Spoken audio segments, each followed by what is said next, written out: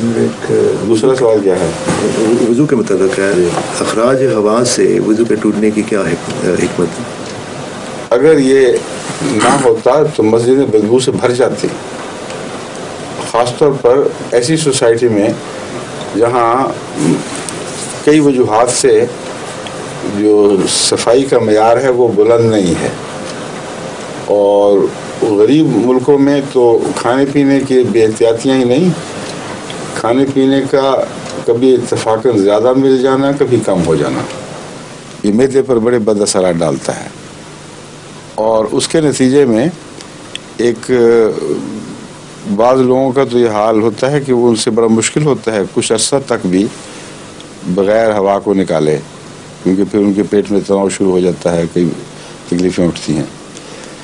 تو اللہ تعالیٰ نے ان سب باتوں کو پیش نظر رکھتے ہوئے مساجد کو پاکیزگی کی جگہ بنایا ہے، اسی لیے پاؤں بھی دھونے پڑتے ہیں، کیونکہ مسجد میں جاتے وقت پاؤں لے کر آپ چلتے ہیں تو وہیں لوگ سجدے کرتے ہیں، اس لیے حضرت ابراہیم اور اسماعیل کو ہدایت تھی طہر بیتی للطائفین والعاکفین والرکع السجود، جو آنے والے ہیں ان کے لیے گھر پاک کرو میرا۔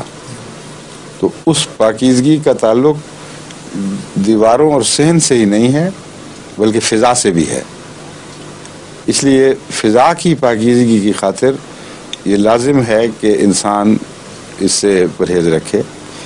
یہ اجتماعی حکم ہے۔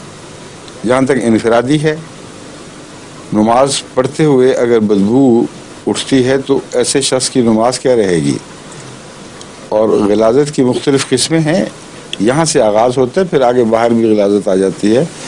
تو بدن سے چپکے رہنا غلاظت کا صرف ایک حصہ نہیں ہے، غلاظت کا بدن سے نکل کر فضا میں پھیل کر اسے مسموم کر دینا یہ بھی غلاظت ہے۔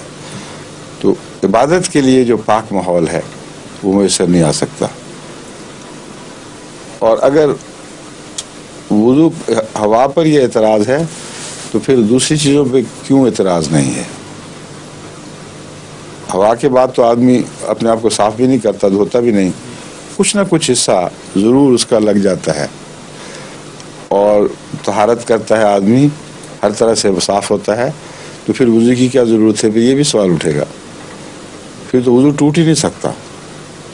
ایک دفعہ کر لیا ایسا پکا ہوگا کہ جو مرضی کرتے پھرو، اس لیے ٹوٹنا تو کسی چیز سے ہے، اور ایسی چیزیں خدا تعالیٰ نے رکھ دی ہیں کہ عموماً 5 وقت تک وہ وضو اگر آدمی پوری طرح صحت مند نہ بھی ہو تو دن کے 5ویں حصے تک تو وہ وضو کر کے اپنے آپ کو پھر صاف کر لیتا ہے، پھر اگلے 5ویں حصے کے اندر امکان ہے کہ وضو اس کے ٹوٹیں گے۔ ان امکانات کو پیش نظر رکھتے ہوئے اگلی نماز سے پہلے اس کو پھر حکم ہو گیا۔